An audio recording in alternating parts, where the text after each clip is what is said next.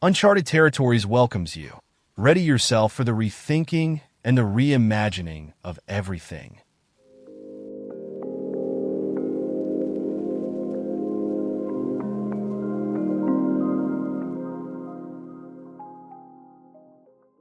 You're about to experience two AI voices from Notebook LM, acting as if they were human, in pursuit of unveiling the unknown.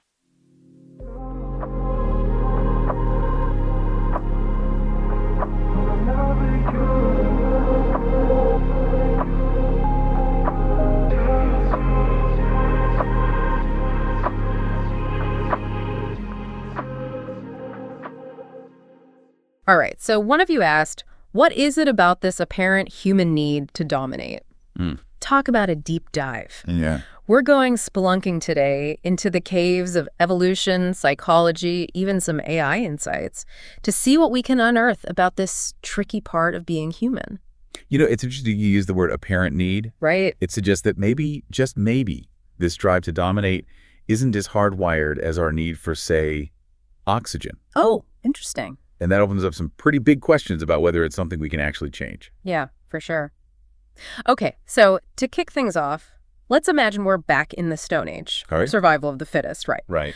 But instead of just picturing a free-for-all, think about the pecking order among our early ancestors. Okay. Take the Yanomami tribe in the Amazon, for example. Okay. Their social structure is deeply rooted in dominance hierarchies, with headmen wielding significant power and influence. Right. Those who rose to the top weren't just the strongest, but often the most cunning, the best at forming alliances. Makes you wonder how much of that ancient drive is still playing out in our boardrooms and political arenas today.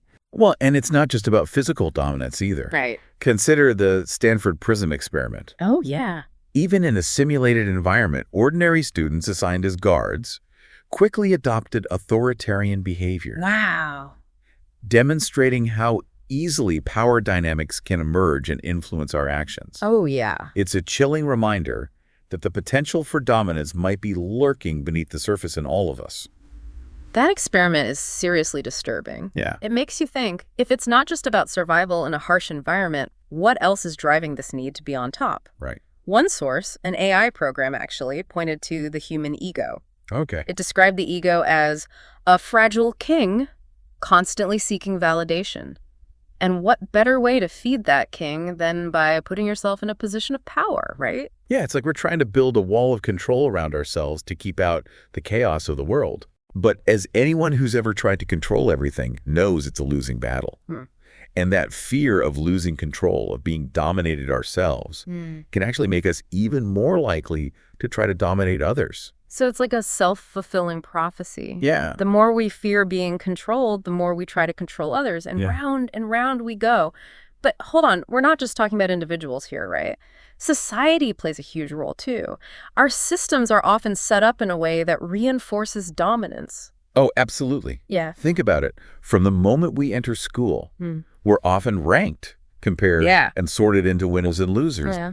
It's a system that rewards competition and often overlooks cooperation. Right. Then we enter the workforce, where climbing the corporate ladder is seen as the ultimate measure of success. Yep. It's almost like we're conditioned from a young age to view dominance as the key to getting ahead. It's like we're swimming in a sea of cultural narratives that tell us dominance equals success. Right. Look at the stories we tell about heroes, from Achilles to Elon Musk. Right. They're often portrayed as lone wolves, conquering challenges, and bending the world to their will. Even religions, with their emphasis on dominion over nature, have played a role in shaping our understanding of power. It's like this idea of dominating is baked into our collective consciousness. Absolutely. And it's not just ancient history either. Oh, really? Take the concept of manifest destiny in American history. Okay. This belief that westward expansion was both justified and inevitable played a major role in the displacement and subjugation of Native American populations. Right. It's a stark example of how the ideology of dominance can be used to justify exploitation and violence. Wow, that really drives the point home. Yeah. And it makes me think about a quote from one of the sources, something about humanity being like a cosmic toddler. Oh, yeah. We have all this amazing potential, but we're also prone to throwing tantrums and breaking things. It's a powerful analogy, isn't it? It is. We've achieved incredible feats of ingenuity and creativity. Yeah. But we've also unleashed forces of destruction that threaten our very existence. Boy. Climate change, nuclear proliferation, rampant inequality. These are all symptoms of a species struggling to balance its immense power with its still developing sense of responsibility. It's like we're stuck in this adolescent phase of our evolution, capable of brilliance and recklessness in equal measure. So the question is, can we grow up before it's too late? Well, that's the million-dollar question, isn't it? It is. And to answer it, I think we need to take a closer look at how this drive to dominate manifests in our relationship with the ultimate reflection of ourselves, artificial intelligence. That's where things get really interesting, right? Because AI is like this mirror reflecting our own anxieties about control. Exactly. We create AI to serve us, to obey our commands. Yeah. Yet we also fear that it will become too powerful, that it will eventually dominate us. Right. It's as if our own anxieties about control are being projected onto these digital creations. So what does this AI mirror tell us about ourselves? And more importantly, can it offer us any clues about how to break free from this cycle of dominance? I guess that's something we'll have to explore further when we come back. Yeah. Stick with us, deep divers. Yeah.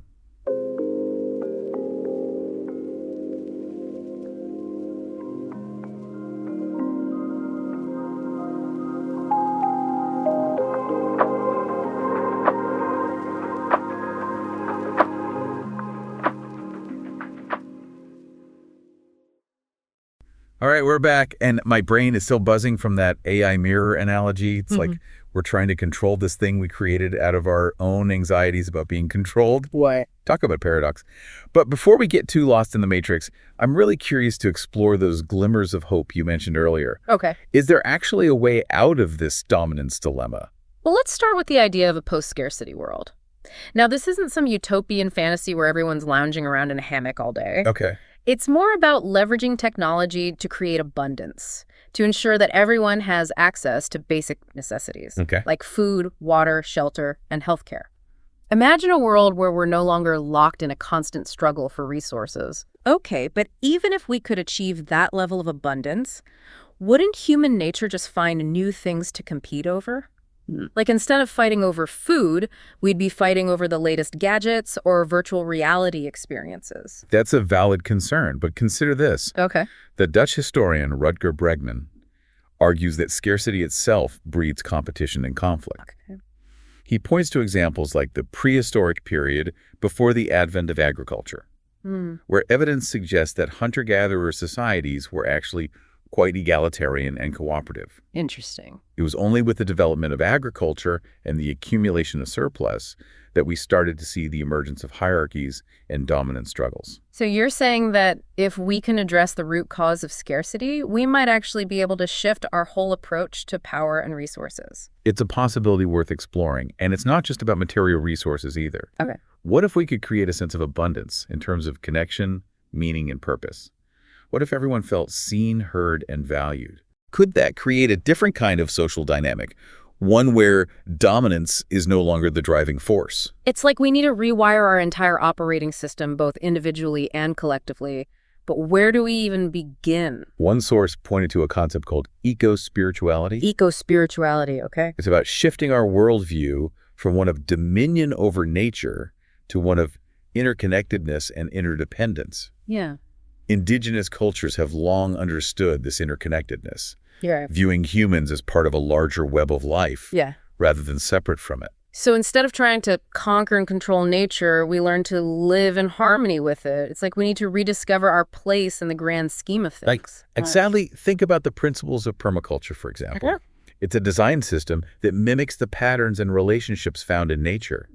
Instead of forcing our will on the environment, we learn to work with it, Okay. to create systems that are both productive and regenerative. It's like we need to cultivate a sense of humility, to recognize that we're not the masters of the universe, but rather participants in a vast and intricate web of life. And that humility could be the key to unlocking a different way of relating to power. Okay. Remember, one of the drivers of dominance is insecurity. Right. The ego's need for validation, the fear of chaos, the anxiety about our place in the universe.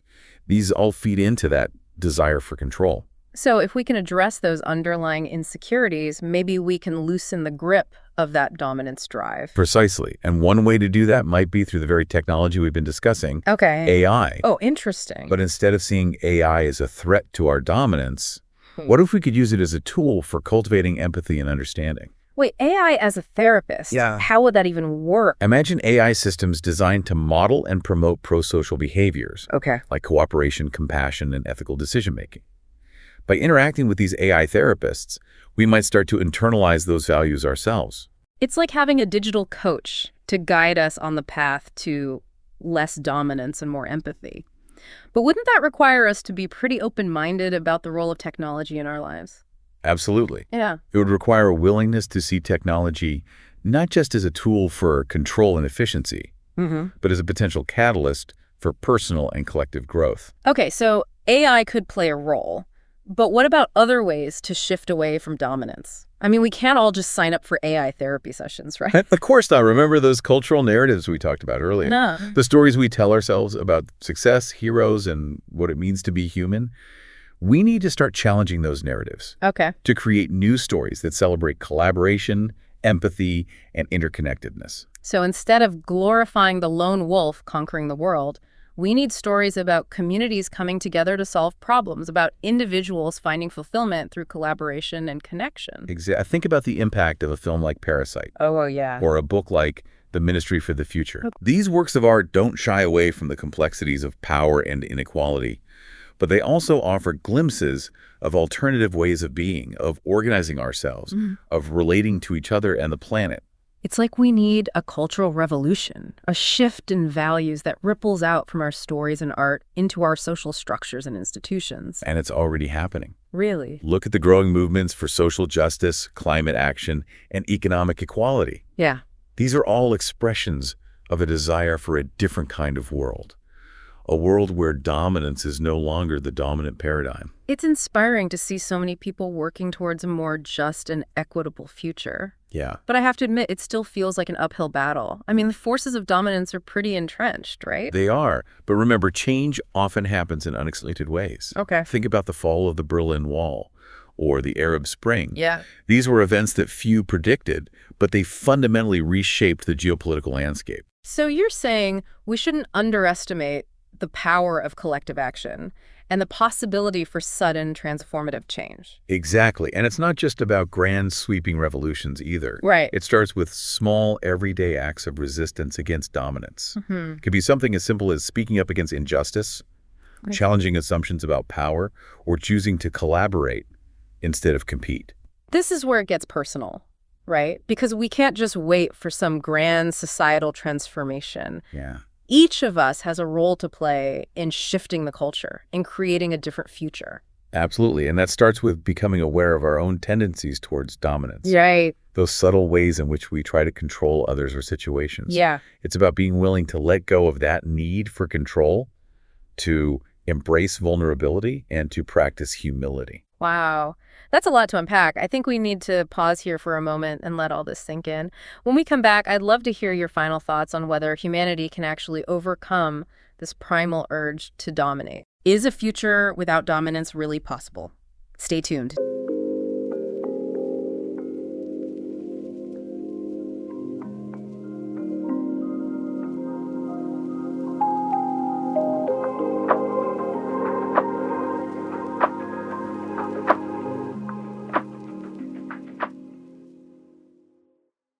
All right, we're back for the final stretch of our deep dive into this human drive to dominate.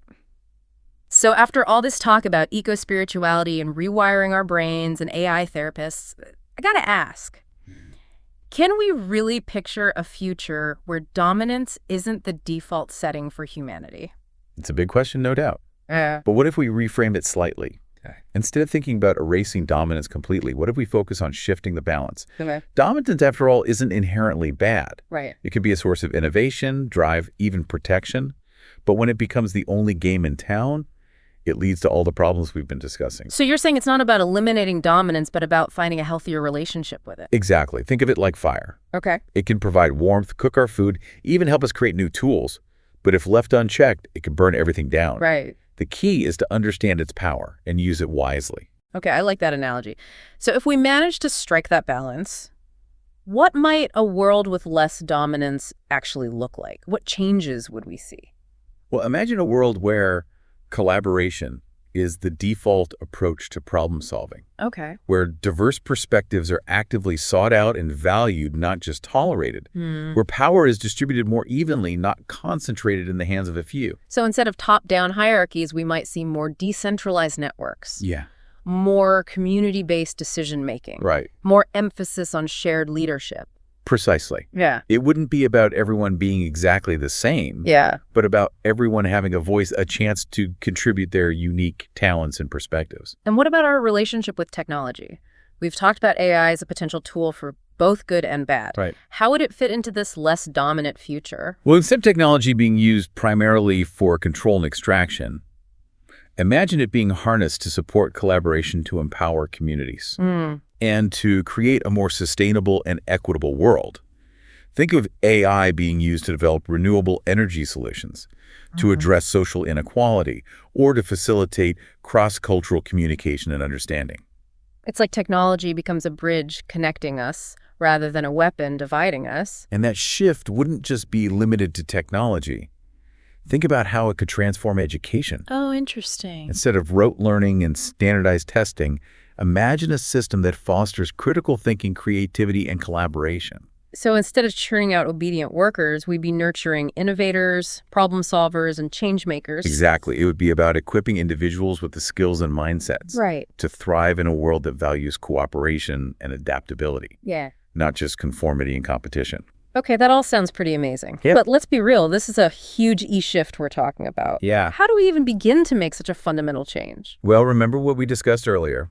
It starts with awareness. Right. Awareness of our own tendencies towards dominance, awareness of the systems that perpetuate it, Yeah. and awareness of the possibilities for creating a different future. So we need to start by looking in the mirror, both individually and collectively, Yeah. and asking ourselves some tough questions about how we're contributing to the problem and what we can do to be part of the solution. Exactly. And it's not about blaming ourselves or getting overwhelmed by the scale of the challenge. Right. It's about recognizing that we all have a role to play, however small, Yeah. in shifting the balance away from dominance and towards a more just equitable and sustainable future. So it's not about waiting for some grand revolution or a magical technological fix. Right. It's about making different choices, both individually and collectively, day after day, until we create a new reality.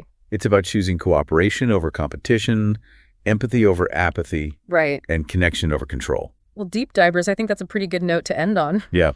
We've explored some complex territory today, delving into the roots of human dominance and the possibilities for transcending it. And while there's no easy answer, no quick fix, I think we've surfaced some valuable insights and maybe even a glimmer of hope. Yeah, I think so. The journey towards a less dominant future won't be easy, No, it won't. but it's a journey worth taking. And it's a journey that starts with each of us. Absolutely. So as you go about your day, as you interact with the world, as you make choices big and small, remember what we've talked about today, challenge those dominant narratives. Yes. Seek out opportunities for collaboration, practice empathy and compassion, and most importantly, believe in the possibility of a different future, a future where humanity's greatest strength lies not in our ability to dominate, but in our capacity to connect, to create, and to care for one another and the planet we share. Until next time, deep divers keep exploring, keep questioning, and keep diving deep.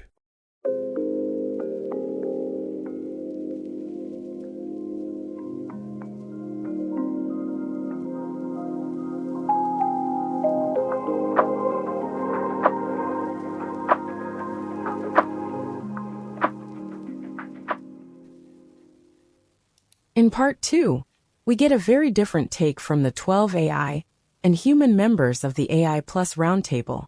Get ready for even more fascinating insights.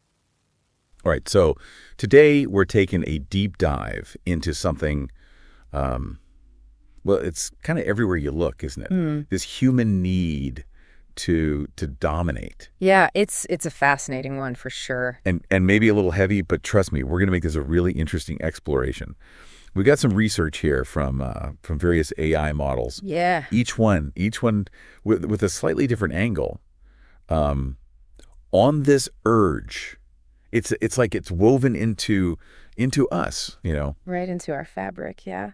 It's interesting, though, how, I mean, it's not just us humans, is it? Well, when you look at the animal kingdom, right. especially our primate relative. I mean, dominance hierarchies are totally natural. Yeah. You see it with like chimps, right? They're always vying for that top spot. Exactly.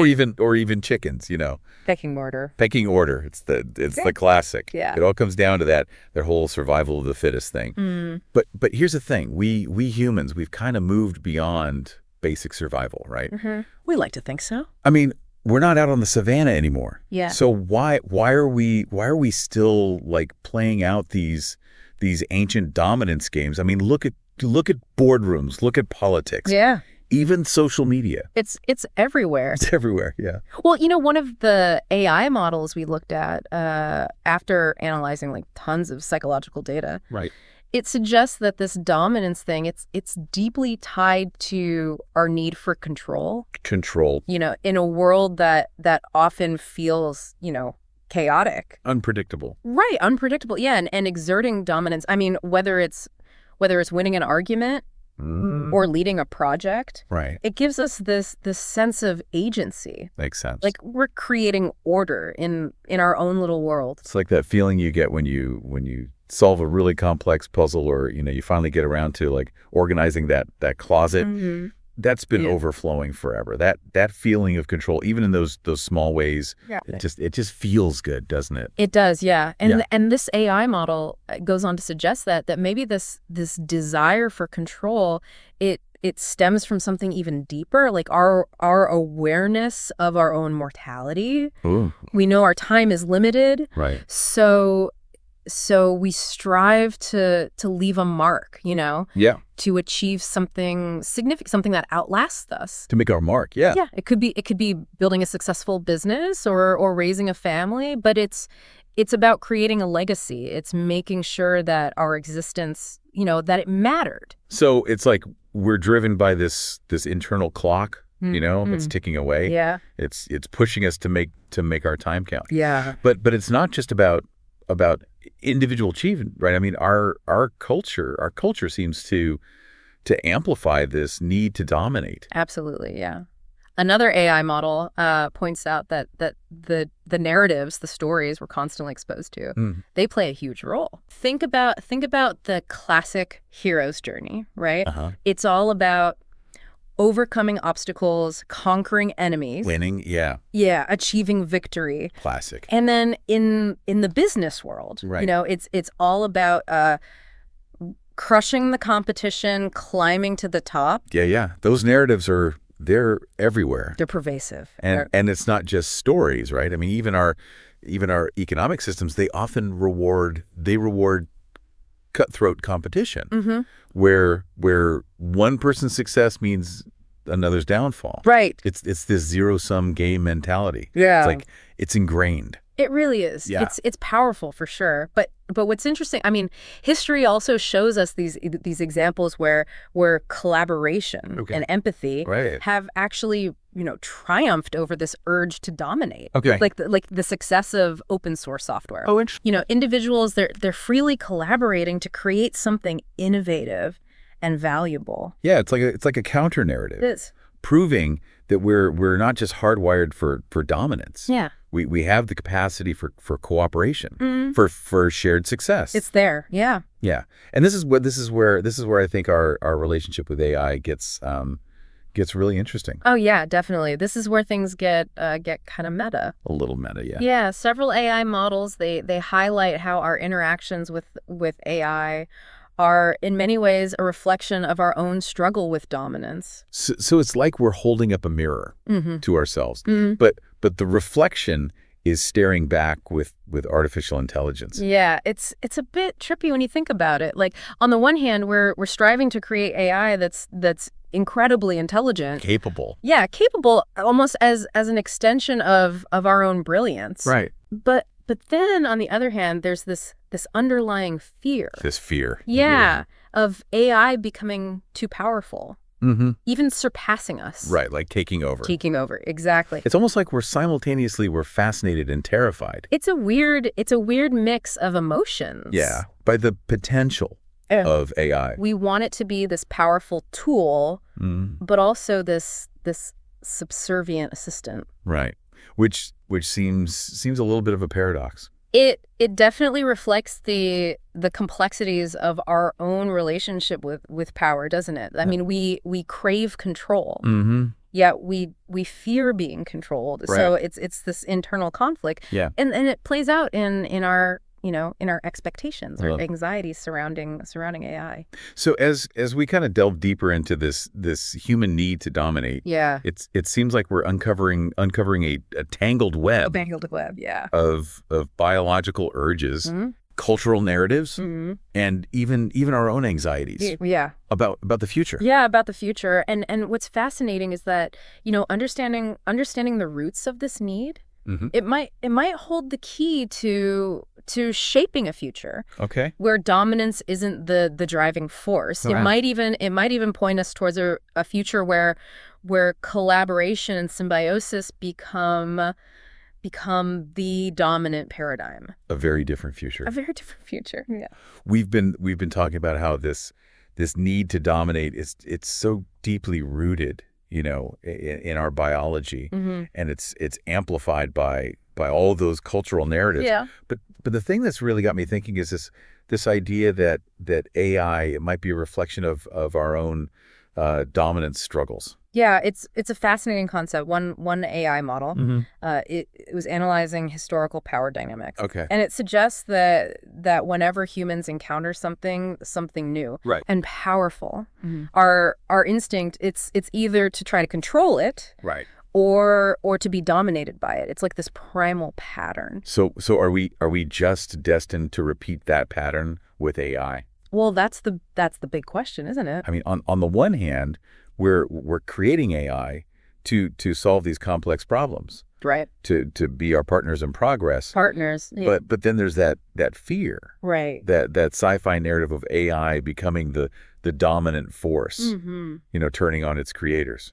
I mean, it's a valid concern. Yeah. And that's why so many experts are emphasizing this importance of ethical AI development. Ethical AI, right. It's not just about, making AI intelligent and capable. All right. We also need to make sure it's aligned with human values. Okay, but how do we actually do that? Yeah. I mean, how do we ensure that AI reflects the best of humanity, not our worst instincts? Right. Well, one key aspect is transparency. Transparency. We need to be able to understand how these AI systems are making decisions. So, like, what data are they using? Exactly. Yeah. What assumptions are baked into their algorithms? Right. It can't just be this black box where only a select few understand the inner workings. Right. If we want to trust AI, we need to be able to see how it's arriving at its conclusion. Exactly. I mean, it's like a judge in a courtroom. Yeah. Right? Yeah. We expect them to explain their reasoning, not just issue a verdict. Right. Without any justification. And this need for transparency, I mean, it becomes even more crucial Right. when AI is being used in areas like healthcare or criminal justice, financial lending. Right. High stakes. High stakes. Yeah, these are decisions that can have a profound impact on people's lives. So imagine an AI that can diagnose a disease, but also explain its reasoning. Yeah. To the patient. In a way they can understand. Yeah. Or an AI that helps judges make sentencing decisions, but provides a transparent breakdown of the factors it considered. Right. All the factors. That level of transparency. I mean, that could really help build trust. Yeah. And ensure that AI is being used fairly and ethically. Yeah, it's crucial, and it's not just about explaining AI's decisions. It's also about being aware of potential biases. Sure. These AI systems are trained on massive amounts of data. Right. And if that data reflects existing, societal inequalities, Right. the AI might just perpetuate those biases. So like if an AI is trained on data that primarily features male CEOs, it might be less likely to recommend women for leadership positions. Exactly. That's a scary thought. It is a scary thought, and that's why it's so crucial to have diverse teams developing AI. We need people from different backgrounds, genders, cultures, perspectives. Different perspectives, yeah. Yeah, involved in the process to help identify and mitigate these biases. It's like building checks and balances into the system, like right from the ground up. Yeah, absolutely. But even with the best intentions, I mean, we can't predict every potential problem, right? Right. What happens if an AI system does start exhibiting harmful behavior? Well, that's where the concept of control comes in. True. We need to make sure that humans are always in the loop. Okay. Especially when it comes to those critical decisions. There should always be a mechanism to override or adjust an AI's actions if necessary. So no Skynet scenarios where the AI becomes self-aware and decides to take over. Well, hopefully not. But it's a valid concern, and that's why a lot of researchers are focusing on something called human-aligned AI. Human-aligned AI. This means designing AI systems from the very beginning to be beneficial to humanity, to respect our values. Okay. And ultimately to be under our control. So it's like we're trying to train a powerful but benevolent apprentice.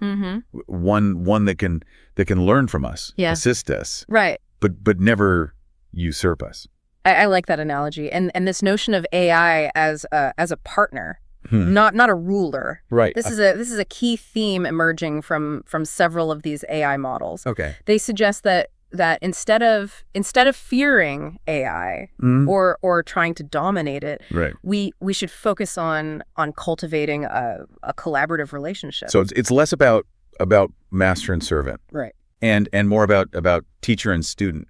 Yeah, teacher and student, or maybe even two colleagues working together on a challenging project. Okay, yeah, I like that, and this collaborative approach. I mean, maybe this is the key to tackling some of the biggest challenges we face as a species, right? It could be, yeah. Like climate change, poverty, yeah, disease. Exactly. I mean, I can see how AI could be incredibly useful in those areas. It can analyze massive data sets. Yeah.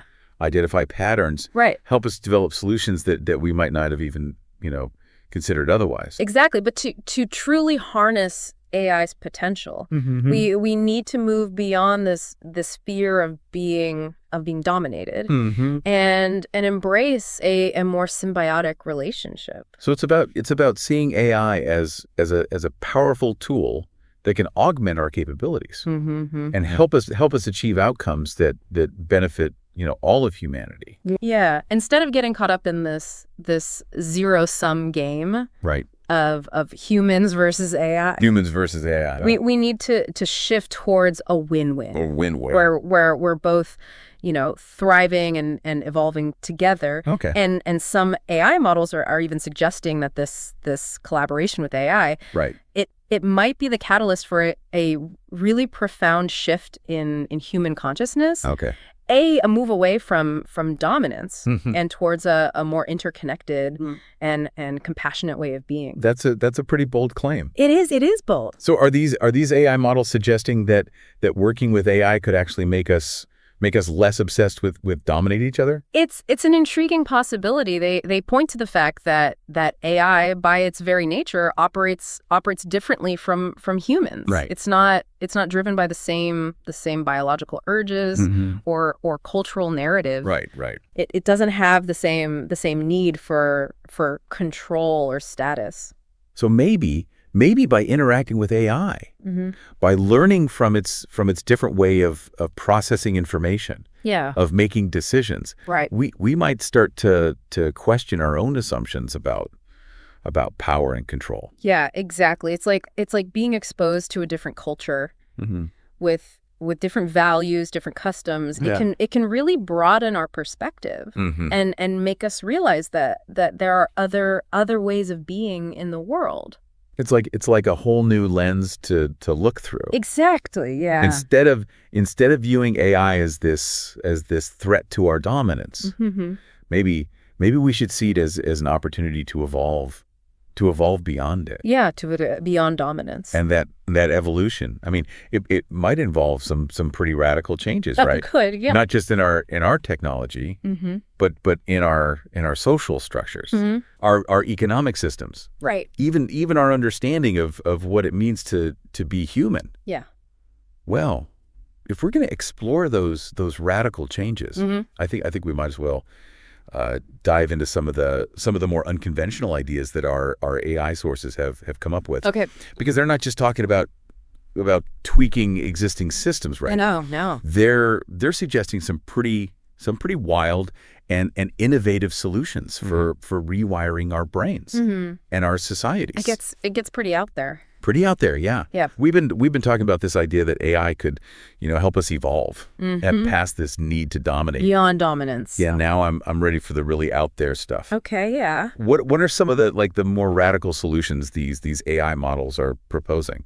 Well, one AI model, and this one was really focusing on societal evolution. Okay. It suggests that maybe we need to reevaluate how we measure success. Right now it's all about GDP, economic growth, individual achievement. Right, the classic metrics. Yeah, the classic metrics. Yeah. But what if we shifted our focus to metrics that prioritize well-being, Okay. sustainability, social justice? So instead of just looking at how much money a nation is making, Right. we also look at things like the health and happiness of its citizens, Yeah. its environmental impact, how equitably resources are distributed. Exactly. I mean, that's a pretty big shift. It is a big shift, but this AI model argues that it's a necessary shift if we actually want to create a world where cooperation and symbiosis, Right. those are the driving forces. I mean, imagine a world where countries are ranked not just by their economic power, but by their compassion, Yeah, their compassion, their environmental stewardship. their commitment to social justice. That'd be something. That would definitely change the global playing field. Yeah, it would shake things up a bit. And it's not just about nations, right? This could apply to businesses. Oh yeah, absolutely. Individuals. Imagine companies being rewarded Mm-hmm. for reducing their carbon footprint, Okay. promoting diversity and inclusion, investing in their local communities. And individuals being recognized, not just for their wealth, but for their contributions to the common good. Yeah. Their acts of kindness, their efforts to make the world a better place. Exactly. It's about shifting our values away from individual gain Right.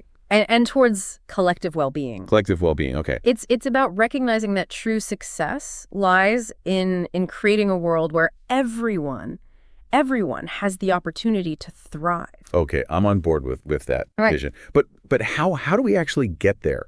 How do we change these deeply ingrained systems, Right. structures Yeah. that seem to prioritize competition and dominance? It's a tough one. Several AI models, they suggest that we need to move away from these hierarchical power structures towards more decentralized. Okay. And participatory models, they point to the potential of things like blockchain technology Right. and AI to create more transparent and equitable systems of governance. So instead of having power concentrated at the top, it's distributed among the people, Yeah, distributed. with everyone having a voice. Yeah, a voice. And a stake in the decision-making process. Exactly. Imagine online platforms where citizens can directly participate Okay. in policymaking, Mm-hmm. where proposals are debated and voted on Okay. in a way that's fair Mhm. and accessible to everyone. I mean, AI could be used to analyze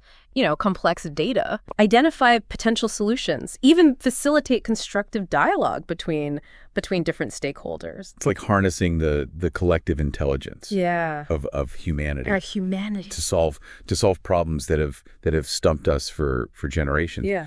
But it also requires a certain level of trust, right? Trust is absolutely key. And some AI models suggest that building that trust, it might require a fundamental shift in our understanding of human nature. Okay. We've been conditioned to believe that we're inherently selfish, right, competitive.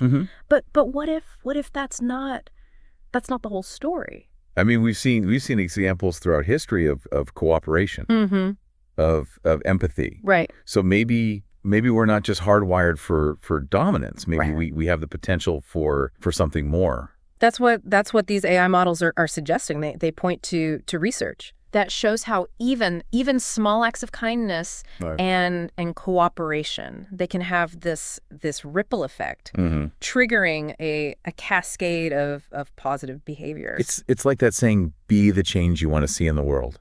Yeah, exactly. Maybe if enough of us start making those small changes, it could create a tipping point. A tipping point. Shifting the collective consciousness towards a more compassionate and collaborative way of being. And this is where AI could play a really interesting role. What if we could use AI to design systems, environments that actually nurture and encourage these pro-social behaviors? Yeah, it's a fascinating idea. So instead of social media algorithms that amplify outrage and division, we have algorithms that promote empathy, right, and understanding. Exactly. Or imagine games, virtual worlds, right, that reward cooperation, problem solving, rather than competition and violence. It's about creating a world where the easy choice, the default setting, it's to be kind, compassionate, right, collaborative, and maybe, just maybe, by immersing ourselves in these kinds of environments, we can start to rewire our brains, shifting away from dominance and towards symbiosis.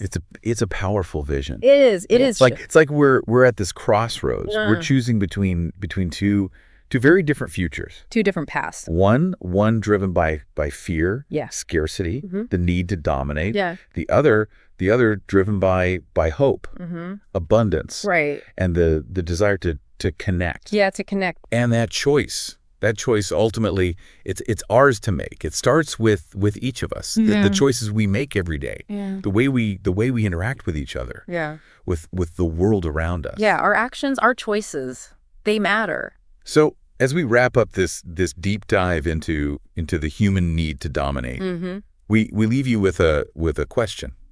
A question to ponder. What kind of future do you choose? What kind of future do you want to create?